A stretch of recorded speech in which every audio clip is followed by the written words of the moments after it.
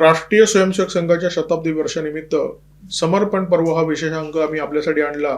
हिंदी आणि मराठीमध्ये केलेल्या या विशेषांकाचं भरभरून स्वागत झालं. लोकांनी प्रचंड कौतुक केलं. हा विशेषांक अधिक लोकांपर्यंत पोचावा, विशेष करून युवा वर्गापर्यंत पोचावा म्हणून या विशेषांकाची ऑडिओ व्हिज्युअल आवृत्ती आम्ही आपल्यासमोर आणतोय. अपेक्षा आहे की या आवृत्तीचं सुद्धा आपण भरभरून स्वागत कराल. असामी आसामी, लेखक शशिकांत चौथाईवाले. 60च्या दशकात मी आसाममध्ये संघ कार्यासाठी दाखल झालो. तेव्हापासून श्री गुरुजी, बाळासाहेब देवरस, रज्जू भैया आणि सुदर्शनजी यांच्या मार्गदर्शनाखाली काम करण्याचं भाग्य मला लाभलं. ईशान्य भारतातील काम वाढवण्यासाठी स्वयंसेवकांनी इथे घामासोबत रक्तसुद्धा सांडलेलं आहे. त्यांच्या त्यागाची तुलनाच होऊ शकत नाही. आसाममध्ये मी 60च्या दशकात दाखल झालो. तेव्हा फार प्रतिकूल परिस्थिती होती तिथे. जे मी पाहिले ते हृदयद्रावक होते. आसाममध्ये जे हिंदू होते त्यांची घरे जाळली गेली, त्यांचे जीव घेतले गेले, मोठ्या दंगली झाल्या. मी ते प्रत्यक्ष पाहिलं. मुस्लिमांची जी घरं होती त्यावर फुलीची खूण करून ठेवली जात असे, जेणेकरून ती घरे ओळखता येतील आणि ती जाळली जाणार नाहीत. हा असला भयंकर प्रकार तिथे होत होता. 1960च्या काळात अशी ही भयंकर स्थिती होती. 1962मध्ये चिनी युद्धानंतर संघाच्या स्वयंसेवकांनी तिथे भरपूर काम केलं. त्यांनी लोकांना मदत करण्याचे, त्यांना सावरण्याचे सर्व प्रकारचे काम केले. असा हा 1962 पर्यंतचा काळ होता. 1961मध्ये परमपूज्य गुरुजी आसाममध्ये आले. त्यानंतर मी तिथे गेलो होतो. त्यानंतर माझा पहिला संघ शिक्षा वर्ग झाला. पुढे परमपूज्य गुरुजींचे आम्हाला मार्गदर्शनही मिळाले. आसाममध्ये मी आलो तेव्हा 6 महिन्यांनी मला गुरुजींचे पत्र आले होते. त्यांनी मला कोणतीही काळजी करण्याची गरज नाही असा दिलासा दिला. ते पत्रातून म्हणाले की आसाममध्ये आपलं काम अनेक वर्षापासूनचं आहे. तिथे संघाचे अनेक चांगले कार्यकर्ते काम करत आहेत. त्यामुळे चिंता करण्याची गरज नाही. तुला तिथे घरचे वातावरण मिळेल. 1962 नंतर गुरुजी कित्येक वेळा आसाममध्ये आले. त्यावेळी गुरुजींनी तेथील धार्मिक संतांशी संवाद साधला. त्यांनी सांगितले की घरात आपण धार्मिक कार्य करत आहोत, पण केवळ तेवढेच करून चालणार नाही, कारण आसाम प्रांताचे ख्रिश्चनीकरण करण्यात येत आहे. तेव्हा घराच्या बाहेर निघा. गुरुजींच्या आवाहनाला प्रतिसाद देत हे धार्मिक संत आणि त्यांचे शिष्यगण बाहेर निघाले आणि त्यांनी विश्व हिंदू परिषदेचं काम हाती घेतलं. आसाममध्ये जाण्यापूर्वी मी गुजरातला होतो. MSc पास झाल्यावर मी गुजरातला गेलो होतो. परतल्यावर मला विचारणा करण्यात आली की मी काय करतो, काय शिकतो वगैरे. त्यानंतर मला विचारण्यात आलं की आसामला जाणार का. त्याआधी मी कधीही नागपूरच्या बाहेर गेलो नव्हतो. मात्र माझे मोठे बंधू गुरुजींच्या संपर्कात होते. त्याने गुरुजींना विचारलं की हा कधीही नागपूरच्या बाहेर गेलेला नाही, काळजी करण्याची गरज नाही ना. तेव्हा ते म्हणाले की काहीही होत नाही, जाईल तो. आसाममध्ये जाणे हे भयंकर त्रासाचे होते. कलकत्त्याहून गुवाहाटीला पोहोचायला आज 18 तास लागत असले तरी तेव्हा तोच प्रवास 40 तासांचा होता. या काळात श्री गुरुजींशी अनेक वेळा संपर्क झाला. श्री गुरुजींच्या व्यक्तिमत्वाविषयी काय सांगावं ते सांगणं खूप कठीण आहे. पण आमचे एक ज्येष्ठ प्रचारक होते. त्यांनी गुरुजींच्या मृत्यूनंतर लिहिलं होतं की ममता माँ की, प्यार पिता का, स्नेह मित्र का, गुरु की साधना. श्री गुरुजींनी आमच्या प्रती नेहमीच आत्मीयता दाखवली. याबाबत एक अनुभव सांगावासा वाटतो. एकदा संघाची बैठक होती आसाममध्ये. बैठकीत त्यांनी एक आग्रह धरला की सगळ्यांनी एक पत्र लिहिलं पाहिजे. तेव्हा एक प्रचारक म्हणाले की हम तो पत्र लिखते हैं लेकिन उत्तर नहीं मिला. त्यावर गुरुजी म्हणाले की पत्र लिहिल्यानंतर मी उत्तर देईन, पण पत्र लिहायचं कशाला हे लक्षात घ्या. उत्तराच्या अपेक्षेने कुणीही पत्र लिहू नका. तुम्ही आपले घर सोडून इथे दूरवर आसामला आला आहात तर तुमची काळजी कोण करणार. तुमचं काम कसं होतंय, कामात मन लागतंय की नाही, आरोग्य कसं आहे हे मला कसं कळणार.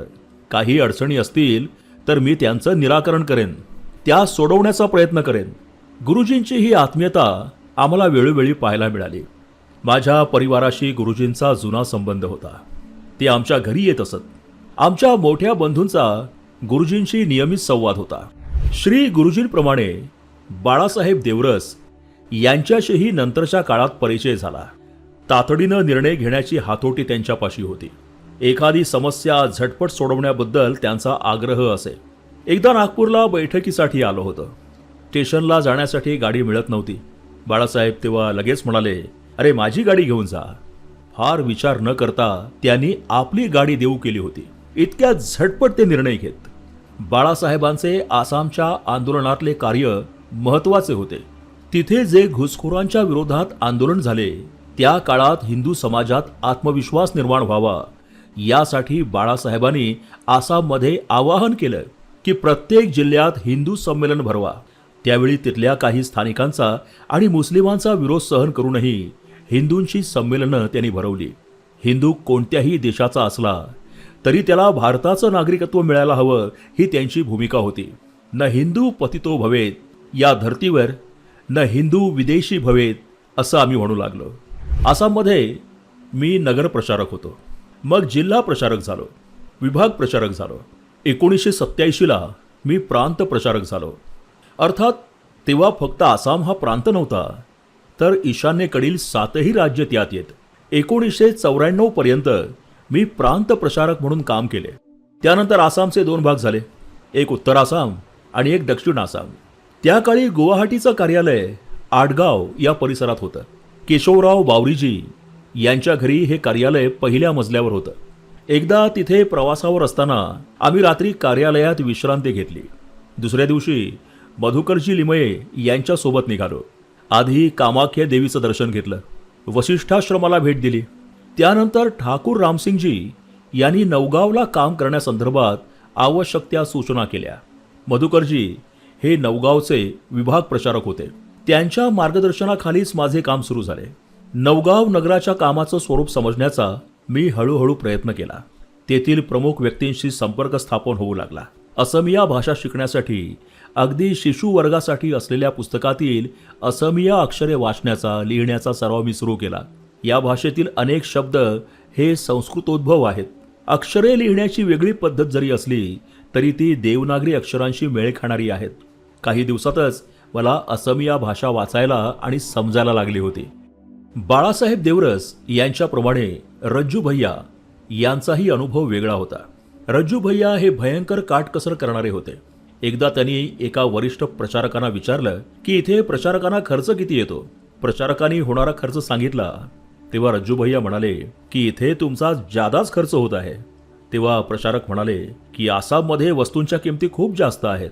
एकदा रज्जू भैया मला म्हणाले की चल शशी, बाहेर फेरफटका मारून येऊ. आम्ही निघालो.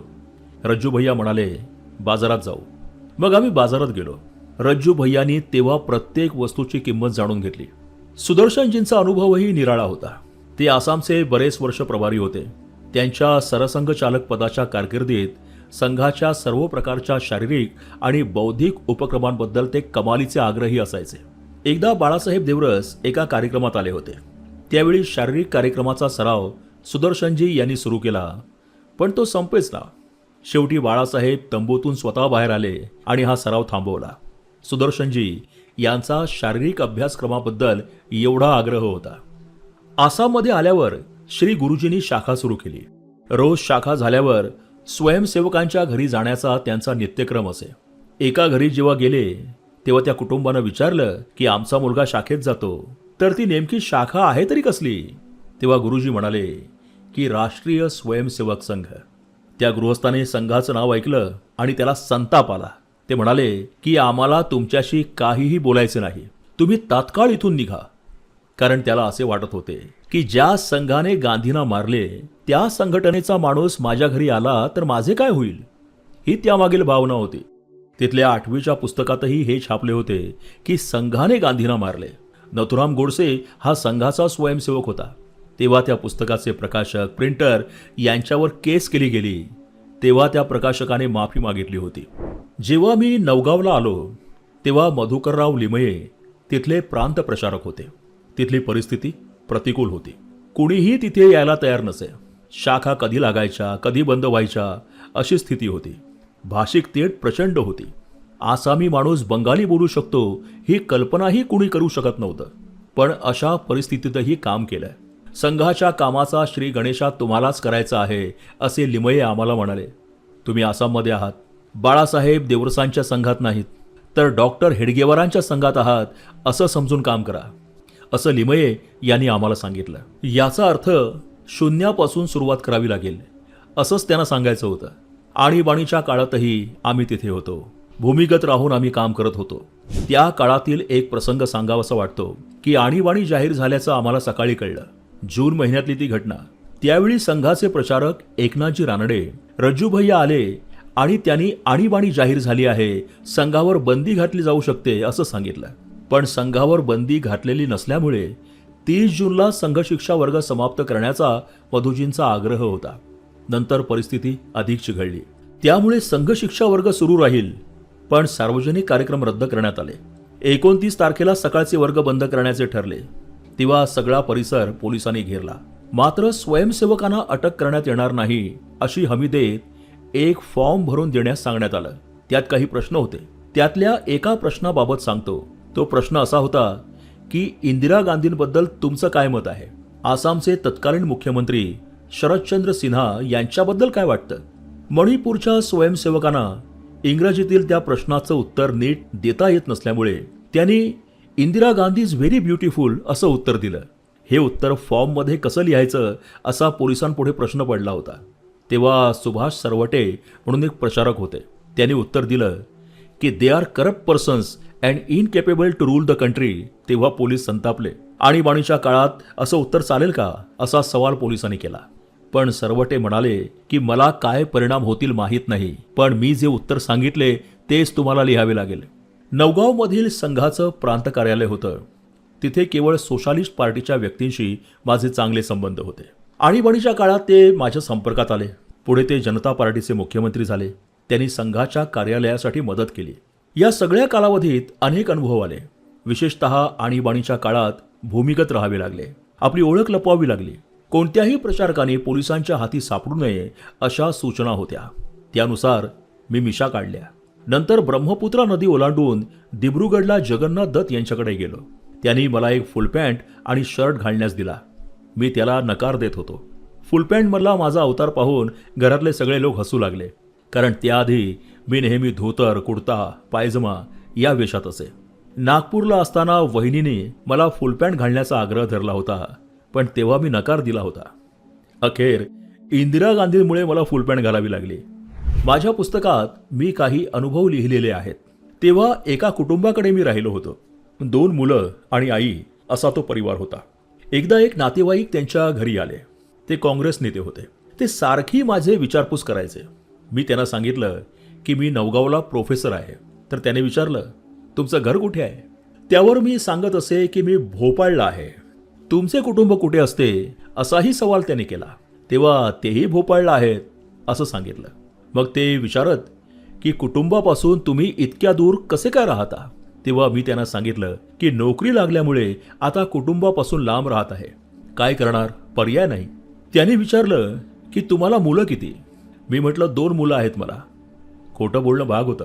मग त्यांनी विचारणा केली की मुलगा काय करतो? तेव्हा तो 11वीत आहे असं सांगितलं. तेव्हा मी 37 वर्षांचा होतो. मुलगा 11वीत असेल तर तेव्हा आपलं वय काय असलं पाहिजे हे मला कळलं नव्हतं. पण आमच्याकडे लग्न लवकर करतात अशी थाप मी मारली.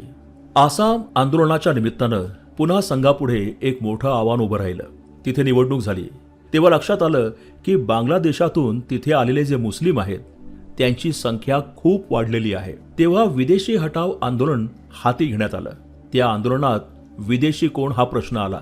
मारवाडी असला तर तोही विदेशी, बंगाली असला तर तोही विदेशी, आसामी सोडून बाकी सगळे विदेशी असंच म्हटलं जात होतं. पण आपण आग्रह धरला की बांगलादेशातून येथे शरणार्थी आलेले आहेत ते विदेशी नाहीत. आपण लोकांचे मन वळवण्याचा प्रयत्न केला. आसाममधील आसूच्या आंदोलनानंतर तिथे आसाम गण परिषदेची स्थापना झाली. त्यातून आसाममध्ये उग्रवाद निर्माण झाला. उल्फासारख्या संघटनेनं आसाम हा भारताचा भागच नाही असा प्रचार सुरू केला. संघ हा अखंड भारताचा पुरस्कर्ता असल्यामुळे उल्फाने संघ कार्यकर्त्यांना लक्ष्य करायला सुरुवात केली. त्या आंदोलनात संघाच्या 4 कार्यकर्त्यांची, प्रचारकांची गोळी मारून हत्या करण्यात आली. त्यातून संघाच्या कार्याला खीळ बसली. पण हळूहळू ते पुन्हा सुरू झाले. अशा या सगळ्या परिस्थितीत आम्ही काम सुरू ठेवण्याचा निर्णय घेतला. मुरली मनोहर म्हणून एक प्रचारक होते. त्यांचे अपहरण उल्फाच्या लोकांनी केले. 3-4 महिने शोधाशोध सुरू होती, पण ते सापडले नाहीत. ते केरळमधून आले होते आणि त्यांनी केरळमध्ये परत जावे अशी या उल्फाच्या लोकांची मागणी होती. पण मुरली मनोहर यांनी ते अमान्य केले. मुरली मनोहर यांचा नंतर शोध लागलाच नाही. अजूनही ते रहस्यच आहे. पुण्याचे प्रमोद दीक्षित यांनीही आसाममध्ये प्रचारकाच्या कामाला प्रारंभ केला. त्यांना बरपेटा जिल्ह्याचे काम देण्यात आले होते. आकाशवाणीवर दीक्षित यांची कार्यालयात घुसून हत्या करण्यात आल्याची बातमी मी ऐकली आणि मन सुन्न झाले. ओमप्रकाश चतुर्वेदी, शुक्लेश्वर मेधी, मधुमंगल शर्मा यांच्याही अशाच हत्या झाल्या. मी जेव्हा आसाममध्ये आलो तेव्हा संघाचे एक हितचिंतक होते. त्यांचा मुलगा संघाचा स्वयंसेवक होता. ते मला म्हणाले की तुम्ही MSc केलं आहे. अरुणाचल प्रदेशात अनेक चांगल्या नोकऱ्या आहेत. तिथे का प्रयत्न करत नाहीत? तिथे पगारही चांगला मिळेल. संघाचे कामही करू शकाल. मी त्यांना म्हटलं की मी नागपूरहून नौगावला आलो आहे. अरुणाचल प्रदेश काही लांब नाही माझ्यासाठी, पण संघाने आज्ञा दिली तर जाईन मी. तेव्हा मी त्यांना अशी सूचना केली की तुमचा मुलगा इथे काम करतोय, त्याला तिथे पाठवले तर हरकत नाही. तो तुम्हाला तिथून पैसे पाठवत जाईल. तेव्हा ते म्हणाले की माझा मुलगा कसा जाईल एवढ्या लांब? अर्थात त्यांना माझ्या बोलण्याचा अर्थ समजला. मात्र या कुटुंबाशी अजूनही चांगले संबंध आहेत. त्यांचा मुलगा आता संघचालक आहे. ईशान्येकडील इतर राज्यांचा विचार केला तर आसाम आणि इतर राज्य यांची स्थिती वेगळी होती. नागालँड हे ख्रिश्चन बहुल होते. मिझोरामही ख्रिस्ती प्रभावाखाली होते. त्यामुळे या ठिकाणी वेगवेगळ्या प्रकारची कामं करणं भाग होतं आम्हाला. एक प्रचारक मध्य प्रदेशातून आसाममध्ये आले. त्यांना मेघालयाला पाठवण्यात आले. ते जेव्हा तिथे गेले तेव्हा त्यांना लोक विचारू लागले की तुम्ही इथे कशाला आलात? आम्ही तर ख्रिश्चन आहोत. तेव्हा त्यांना असं उत्तर दिलं गेलं की ठीक आहे, तुम्ही ख्रिश्चन आहात, पण आधी 150 वर्षांपूर्वी तुम्ही कोण होता? तुमचा ईश्वर कोण होता? त्याची पूजा करा. अरुणाचलमध्ये नागपूरचे एक प्रचारक आहेत देशकर म्हणून. त्यांनी तिथे लोकांना विचारलं की तुम्ही पूर्वी कुणाची पूजा करत होतात? तेव्हा ते म्हणत की आमचा देव रंगफ्रा होता. तेव्हा त्या देवतेचे फोटो कसे होते, त्याची चित्र कशी होती, त्या वर्णनानुसार आम्ही ती चित्र बनवली. पुढे त्यांनीही तो फोटो स्वीकारला, तो प्रिंट करून आणला, मूर्ती बनवली, मंदिर बनवलं. अशा पद्धतीनं भारतीय श्रद्धा आणि संस्कृती या तत्वावर आधारित काम सुरू झालं. माय होम इंडिया या संस्थेनेही तिथं काम सुरू केलं. पद्मनाभ आचार्य यांच्यामुळे seal students experience in interstate living या प्रकल्पाची सुरुवात झाली. त्यामुळे ईशान्य भारतातील अन्य राज्यातील विद्यार्थ्यांचा आसामशी संबंध आला. आम्ही त्यांना आसाममध्ये बोलावलं. अरुणाचलमध्ये आता आपलं काम चांगलं झालं आहे. मोठमोठे कार्यक्रम झाले आहेत. सरसंघचालक मोहनराव भागवतही तिथे जाऊन आले आहेत. 2020 मध्ये मी मेरी प्रचारक यात्रा हे पुस्तक लिहिलं. आसाममधील माझ्या कामाविषयी त्यात लिहिलं आहे. मराठीत माझी प्रचारक यात्रा हे पुस्तक पुण्यात प्रकाशित झालं आहे. त्याचा आसामिया भाषा, बंगाली भाषेतही अनुवाद झालेला आहे. आणीबाणीच्या काळात ईशान्येतील लोकांना जो काही अनुभव आला, जे लोक तुरुंगात होते, भूमिगत होते, त्यांच्या अनुभवांवर आता मी पुस्तक लिहिणार आहे. लेखक शशिकांत चौथाईवाले. लेखक ईशान्य भारतातील ज्येष्ठ संघ प्रचारक आहेत.